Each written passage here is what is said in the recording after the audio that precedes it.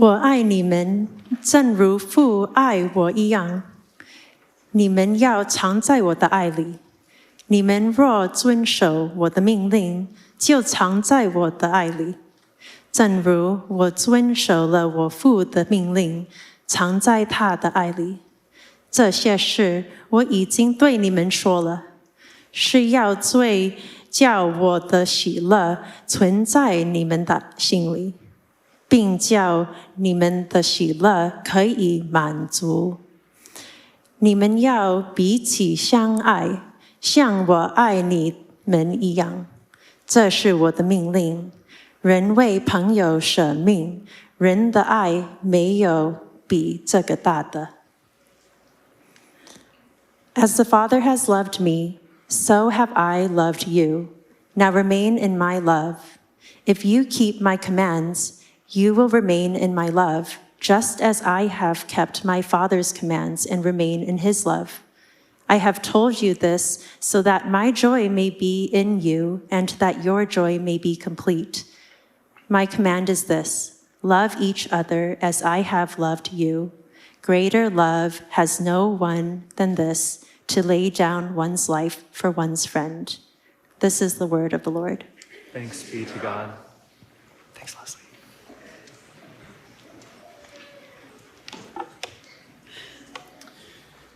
The year is 1741.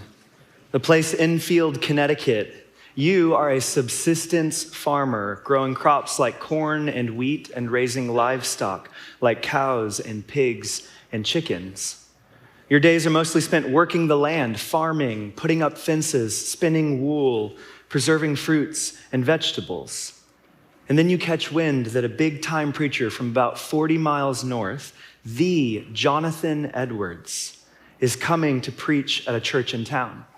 And on July 8th, 1741, he takes the stage and delivers one of the most famous sermons in American history, Sinners in the Hands of an Angry God. And it's every bit as intense as you might expect it to be from a title like that. It's the quintessential turn or burn sermon in which you are an object of God's wrath. Wrath, Edwards says, that God pours out on Jesus on the cross, and wrath that should make you terrified into salvation. Jesus, Edwards says, is knocking at your door, and that you better let him save you. Save you from what, you might ask? Well, from what he's going to do to you if you don't open the door to let him save you. The best part of Edwards' sermon goes like this: the God that holds you over the pit of hell, much as one holds a spider or some loathsome insect over the fire, abhors you, and he is dreadfully provoked. His wrath towards you burns like fire. He looks upon you as worthy of nothing else but to be cast into the fire. He, God, is of purer eyes than to bear to have you in his sight. You are 10,000 times more abominable in his eyes than the most hateful, venomous serpent is in ours. Welcome to church, everyone. Now, come back to 2025. This was a real sermon, actually preached. And as a Christian committed to biblical orthodoxy, I will concede that there are a few decent points from other parts of that sermon, but I cannot help but think that everything I just read you is absolutely wrong. And that's not because I don't like the sound of it, or because it hurts my feelings, or because I want to soften God in some way, or even because I want to gloss over very real concepts like wrath and judgment. It's just that God, holding you over a pit of hell because he hates you like a loathsome spider, is not the story that the scriptures tell. And the amazing thing about church right now is that in gatherings like this, all of us are having different reactions to what I've just said. Some of you grew up hearing Edwards spoken really highly of, and you're feeling confused that I'm disagreeing with him right now. Others of you have no idea who Jonathan Edwards is, and when I said the name, you thought of the vice presidential candidate from a couple years ago. Some of you are really into Jesus, and the cross is a bit of a stumbling block. How can someone's violent death heal a violent world. That doesn't really make sense to you. And others of you were invited by a friend and you're really nervous about where we're going right now. We've all heard and used the phrase, God is love. And it's true. But what kind of love? We're in a series exploring the kind of love that God is. And up for today is God as self-giving love. And the ultimate example of God's self-giving love is Jesus' death on the cross. So that's what we're going to be talking about a lot today. And I started with that quote from Jonathan Edwards because to understand the nature of God's self-giving love, we need to talk about what is and isn't actually happening on the cross. And his words are an extreme example of a story that some of us carry around with us, whether it was one that we were explicitly taught or one that we implicitly caught along the way. And it goes something like this. God is holy and perfect, but you are not. You are sinful, and that's all he can see. He can't ignore it. He's holy. Of course he has to deal with this sin. And whether because of some unbalanced cosmic mathematics or purely because of his anger at your disobedience, God has to do something. So like a divine sneeze, God can't hold in his wrath over sin any longer, and it's got to come out. Someone has to pay. And in the courtroom of God's just judgment, Jesus plays good cop to God's bad cop. God the Father was all set to annihilate us where we stood in our sin, but Jesus jumps in front of him and shouts, "No, Dad, don't do it. Kill me instead." And God the Father shrugs and says, "Have it your way, son. Gotta kill somebody." And so Jesus acts as a divine Kleenex to catch God's divine sneeze of wrath or justice.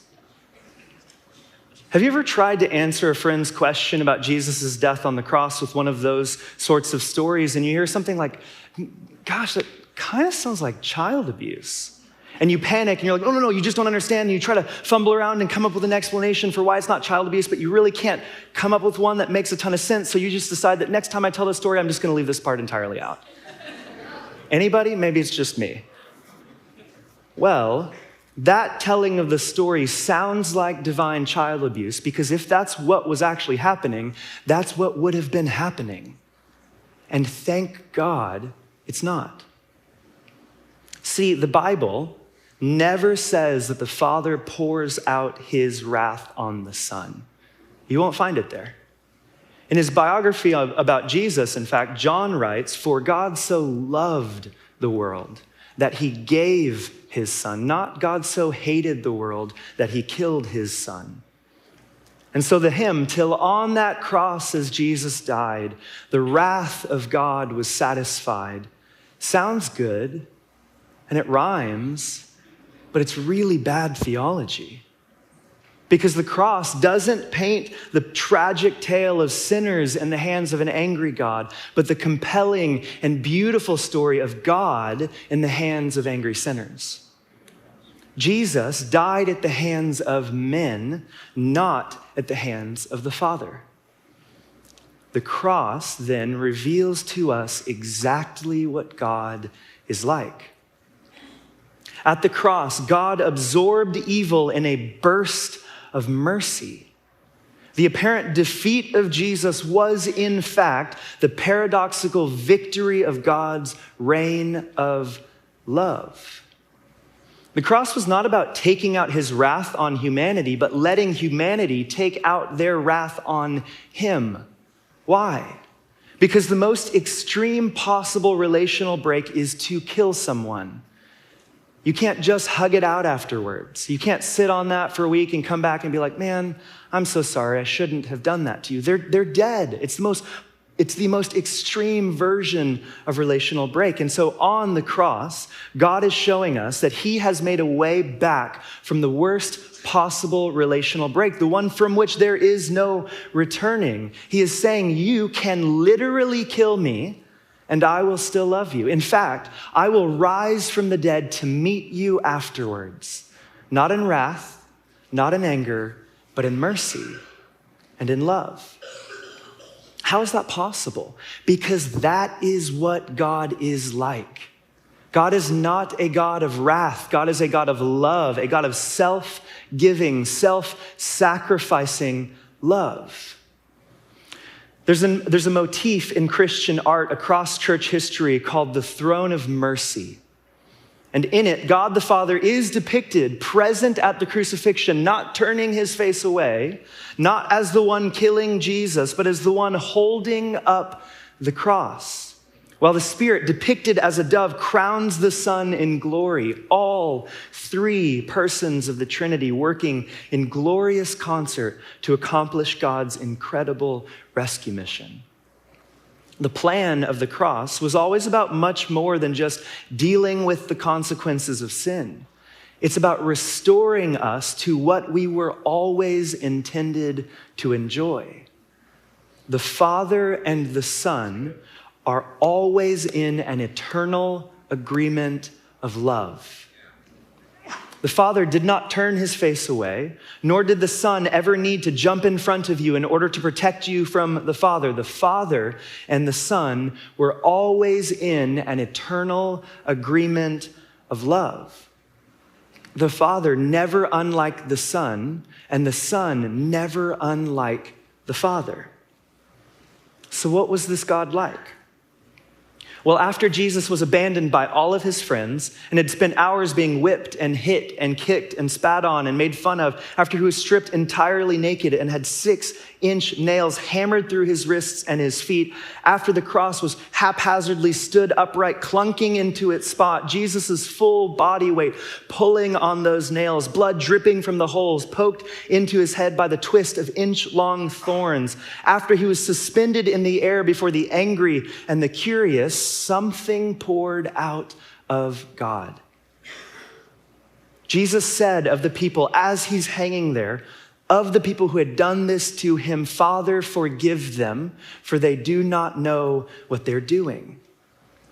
Jesus was not pleading with the Father to point his wrath at him instead of at the other people who really deserved it. Jesus was revealing to us exactly what the Father was like.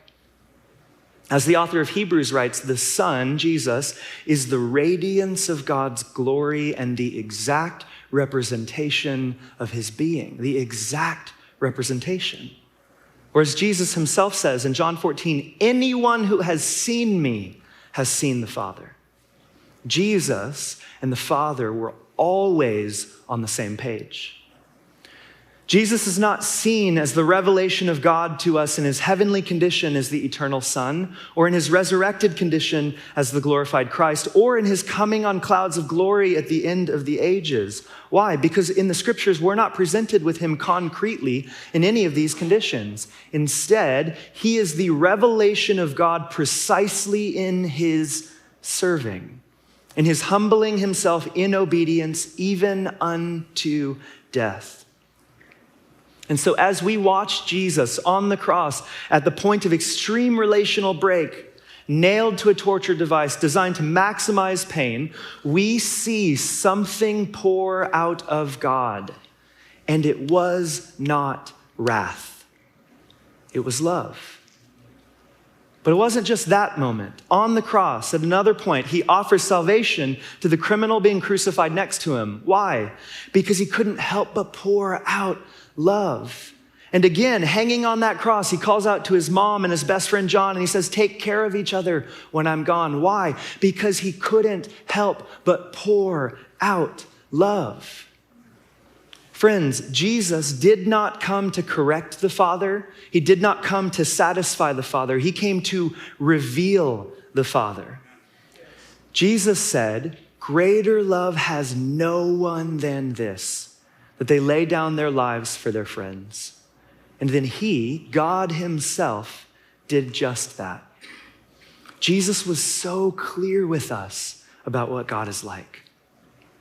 And so as we talked about a few weeks ago, it was out of the overflow amongst the Trinity that we were made. As Michael Reeves writes, creation is about the spreading, the diffusion, the outward explosion of God's love. This God is the very opposite of the greedy, hungry, selfish emptiness. In his self-giving, he naturally pours out life and goodness. And so if it was out of the overflow of love amongst the Trinity that we were made, then it has to be out of the overflow of that same love from the Trinity that we were saved. And so let me say this to you, Bridgetown, as clearly as I can. God is not mad at you. God is not mad at you. In fact, the Bible uses phrases like this: for God so loved the world. Whereas John goes on to say, God didn't send his son into the world to condemn the world, but to save the world. Or Paul later, God's kindness is intended to lead you to repentance, not his wrath, God's kindness. Or Jesus himself, do not be afraid, little flock, for the Father has been pleased to give you the kingdom. God does not need to satisfy his own justice by punishing someone. Love motivated him. God loves you. God is not mad at you. But God is mad at someone. And we'll get there, but not quite yet. Whether in fiction about superheroes or gods or in nonfiction about pharaohs and dictators, there's this trope in storytelling in which the main character has a turning point and they come awake to their power, their authority, and then they go ballistic. The good guys usually, go kick the bad guy butts, and the bad guys usually start like an underground crime ring or subjugate entire people groups or things like that. And the trope is meant to point something out. If the obvious response to power and authority and identity is to use it to its fullest possible extent, the way a person wields their power reveals something about them. It's Peter Parker shooting webs from his wrist for the first time and then saving a bus full of people. It's dictators who rose to power and then led things like the Holocaust or the Rwandan or Cambodian or Rohingyan genocides. It's Harry Potter learning that he's a wizard and then stopping Voldemort. It's Daniel LaRusso learning to wax on and wax off. It's Michael Jordan and the Bulls finally beating the Detroit Pistons. Jesus has a similar climactic moment of clarity that John records in his biography, and it starts like this. Jesus knew that the Father had put all things under his power, that he had come from God and was returning to God. So Jesus knew who he was. He knew where he'd come from. He knew where he was going. He knew the power that was within his grasp. So he what? He released a war cry and rallied the everyman to throw off the oppressor. Or maybe he beat up and unmasked the religious and political elite who were trying to kill him. Or maybe he finally got clever about his miracles and wrote his name in the clouds or had camels start to preach about him.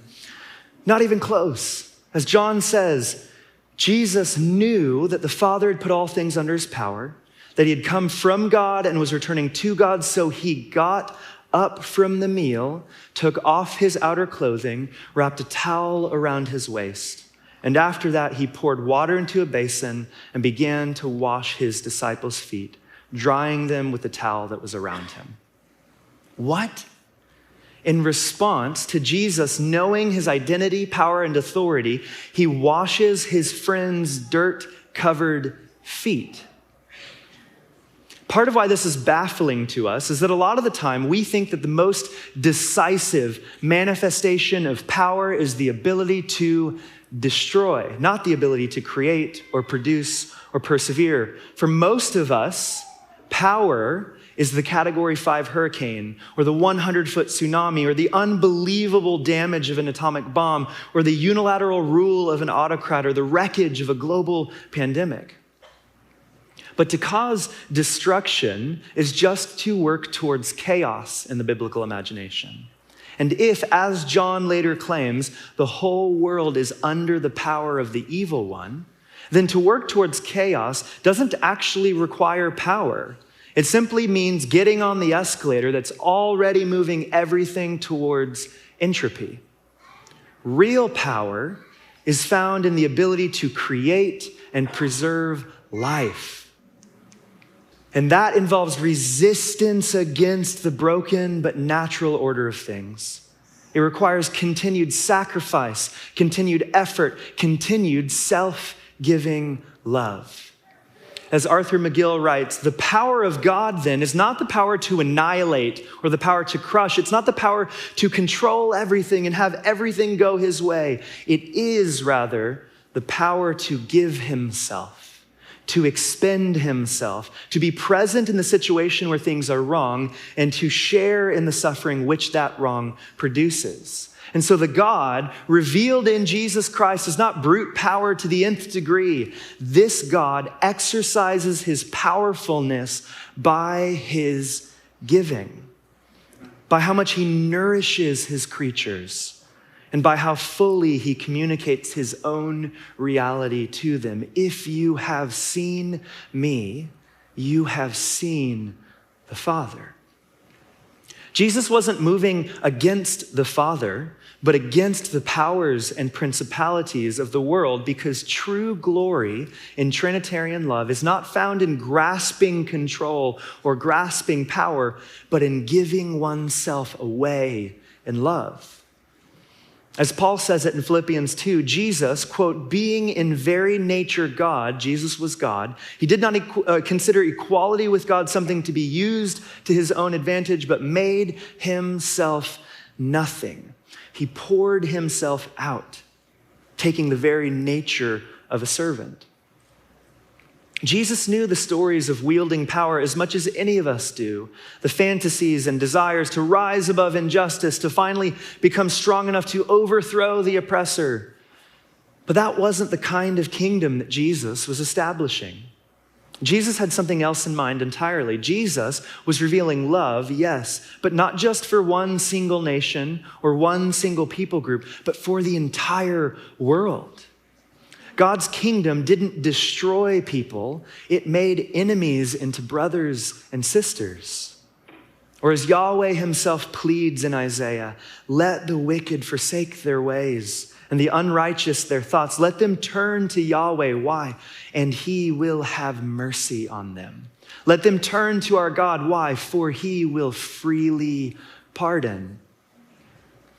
And that brings us to you and I. As people who apprentice Jesus, we reorient our entire lives around being with him, becoming like him, and doing what he did.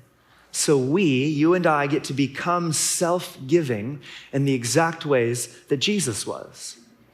Now, the sound of that, the idea of self-giving love, sounds kind of nice. It sounds pretty sweet, but it defies the spirituality of our city. There's this narrative in our culture, and increasingly, I think, in the Western church, that says that successful spirituality is about minimizing pain and maximizing control. And so we run after products and surgeries that help us feel like we're in charge of the aging process. Or we move from relationship to find the one who can finally take away our loneliness, or we use alcohol or weed to numb our emptiness, or hallucinogens to transcend our limitations, or we use Sabbath to avoid our reality, or we get degrees and apply for better jobs to earn respect, or we post on social media to not feel left out. We do everything possible to decrease pain by maximizing and increasing control. The problem with that is, that's not how Jesus lived. Jesus did not take or make his own peace. Jesus received his peace from his Father in heaven, and then he gave it away. Jesus never pulled away from pain or suffering, nor did he try to maximize control or order or margin in his life. Even though he knew that one day, somehow the Father was going to make everything right, he expected suffering and pain. And so Jesus let himself grieve. He wept over his friend Lazarus when he died. He wept over Jerusalem for their sin. Jesus was not a happy-go-lucky, pretend everything is fine sort of person. Jesus was the most deeply affected person who has ever lived, because he knew, like none before him or after him, what sin had done. Sin had a death grip on the world. It distorted goodness, and it had the power to enslave and unravel. Jesus, perfectly sinless, had a unique ability to see sin for what it was, poison that slowly killed us. And so, Jesus chose to live his self-giving, suffering-filled life empowered by the Spirit.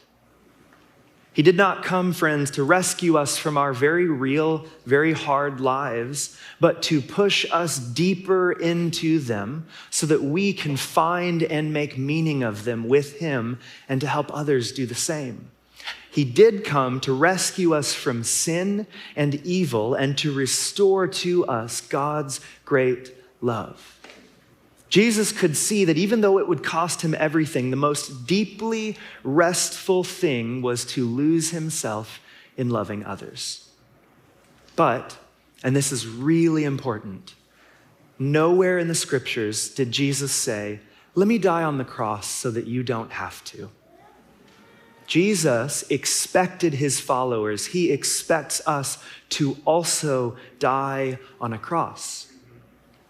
As scholar Andrew Lara reminds us, Jesus did not die instead of us. Jesus died ahead of us. Jesus' death is unique, it's salvific, it was an act of solidarity. Jesus steps in not to absorb God's anger instead of us, but to break the powers that enslave us, sin and death and the accuser. Jesus is leading us through death. He goes first and makes a way through it, but he wants us to follow him. Jesus is not going instead of us to the cross. Jesus is going ahead of us to the cross. Now, don't take my word for it. Remember back to what Jesus himself said on multiple occasions. Whoever wants to be my disciple must deny themselves and take up their cross and follow me. That doesn't sound like him saying, let me take the cross so that you don't have to. Or anyone who loves their life will lose it, while anyone who hates their life in this world will keep it for eternal life. Whoever serves me must follow me. Or whoever does not take up their cross and follow me is not worthy of me. Jesus' invitation to come and die was not a punchy metaphor. He meant it.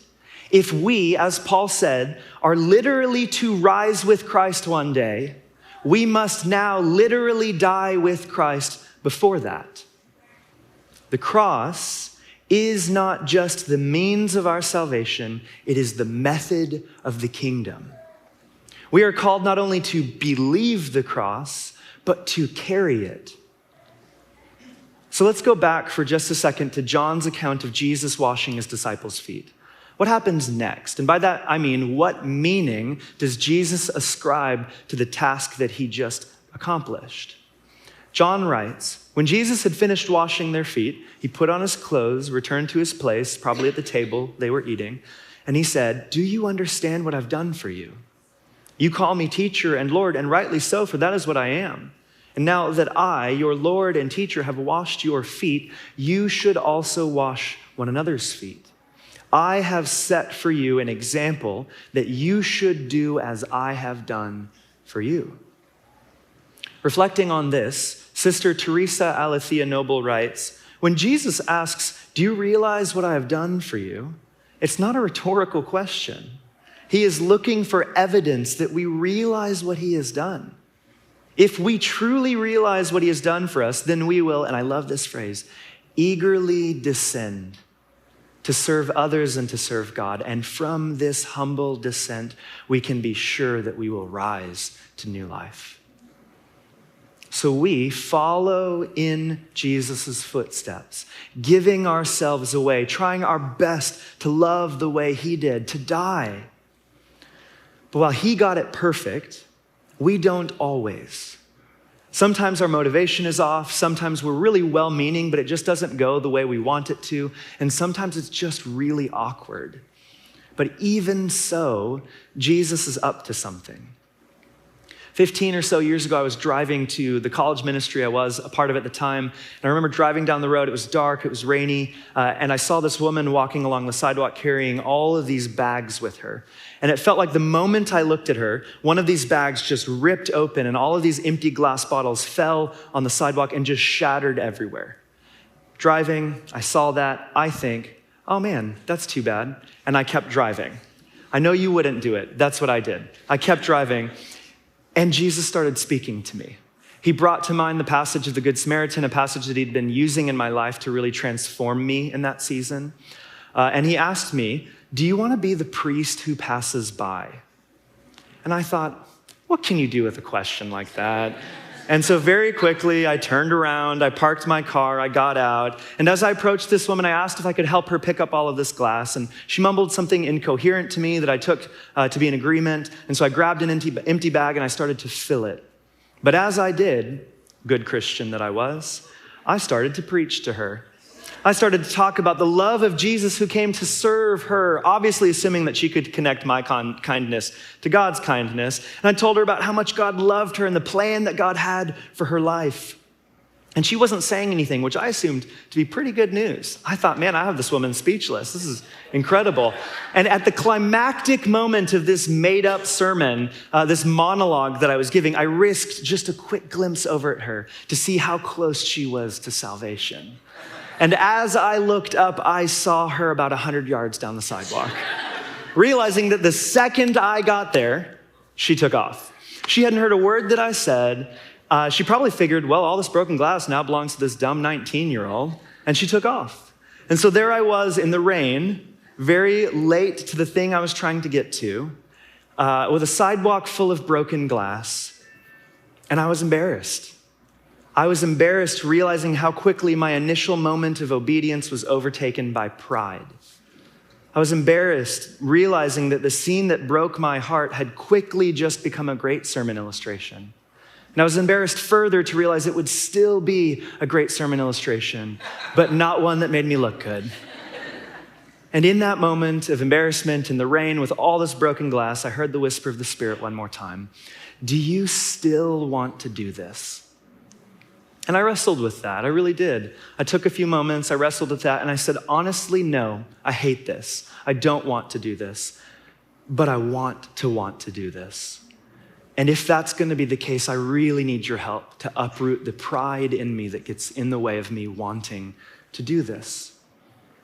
So often, our attempt to be self-giving seems to backfire. We say yes to Jesus' whisper and then feel frustrated when we get nothing out of it.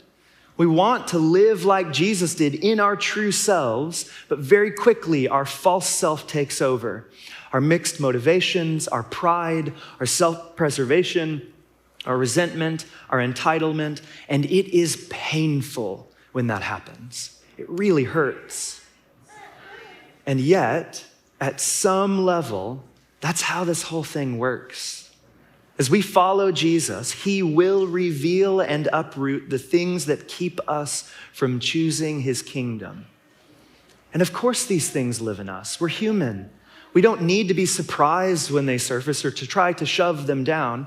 Instead, we get to walk them over to Jesus, place them in his hands, and ask for help. Years later, I would remember this story. It would come to mind as I read these words. Jesus, walking the second mile, his giving all that he had to feed the poor, and his laying down his life for his friends were not merely human actions, but the actions of divinity itself.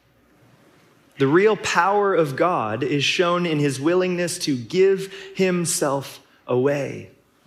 This is not weakness. This is the greatest strength of all, the ability to love without limit and without self-protection. And I knew that while I had still so long to go before I could give my whole self away like Jesus did, somehow every step that I took forward, every clumsy and inept stumble towards the way of Jesus was somehow also an act of divinity. It was the Spirit working in me, and thank God for that.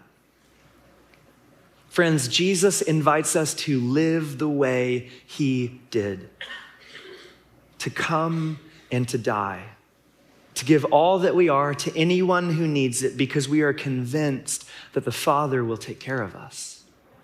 We are invited by Jesus to live a cruciform life. Very simply, the Father does not need the Son to make you lovable. The Father does not need to put on Jesus-colored glasses just to bear the sight of you. The Father does not need Jesus to justify you in order to go from hating you like a loathsome spider to giving you a hall pass into heaven. That's not the story. And there is no divine math problem that requires someone to die in order to balance holiness and justice. That's not the story either. The story is that God is and has always been self-giving love. And because that's true, Edwards was right about one thing. God does have wrath. But revealed in Jesus, that wrath is not aimed at people. It's aimed behind us at the demonic powers and forces animating the evil of this world. In his teachings and in his life, Jesus stands completely opposed to all powers that victimize, to all energies of violence that rage through this world. He allows no ground for treating these forces as really good, to be affirmed as agents of God's will and expressions of God's power, and therefore to be allowed to run their course. No, Jesus sets himself against those forces and realities which use their power to cause suffering. God's wrath is not his emotional rage. God's wrath is God's settled opposition against sin, evil, and death. So I don't know about you, but I desperately hope the wrath of God was not satisfied on the cross. I want God to pour out his wrath one day because it will not be on people. It will be on the enemy who has come to steal and kill and destroy. It will be against death and the demonic powers that dismantle marriages and rob parents of their children and children of their parents. It will be against things that cause school shootings and natural disasters. The justice of God is coming to strip away evil from all of us so that in Christ, we can stand safe and protected in his presence forever. Now, if God had created humanity not out of the overflow of love amongst the Trinity, but from a cold and sterile desire for worshipers and servants, then it would make all sense in the world that disobedience in and of itself would provoke his ire. But if the story was that God was never alone, never anything but other-oriented love, then he never needed us as groveling servants. From the first place, he wanted us. From the first place, he created us for joy. We were always intended to share what the Father and the Son and the Spirit have enjoyed for eternity. We get what the Son gets, God's glory. And the glory of God is the love of God. And so the judgment that God made on the cross was that death was worth conquering, even if it meant going through it himself, because humanity is who he loves. The cross isn't God giving up on us. The cross is God going all the way to get us back. It was not my sin that held him there. Nor was it some weird cosmic legalism. That's not a fruit of the Spirit. It was love. It was generosity. That is what God is like. That is what God's kingdom is like. And so the story is neither that our behavior saves us, nor that our behavior doesn't actually matter. And the story is neither that God is disgusted with our failure, nor that our failure is meaningless and without consequence.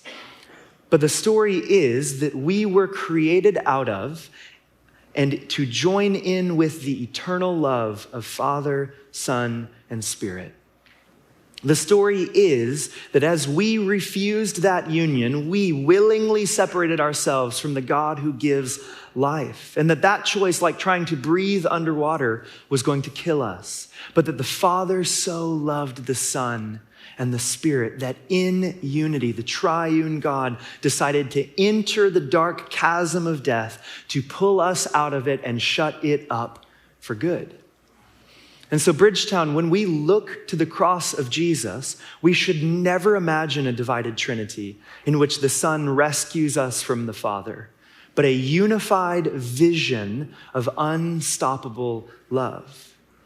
When we look at the cross, seeing the lengths that God would go to ensure that we would know just how much he loves us, that we would see his self-giving love, our only response can be to do the same. To leave this place, to leave this building tonight, and to re-enter our normal lives, and to begin to give ourselves away, no matter the cost. Our time, our energy, our money, our plans and wishes and dreams, our love, yes, all of that, but also our very lives themselves.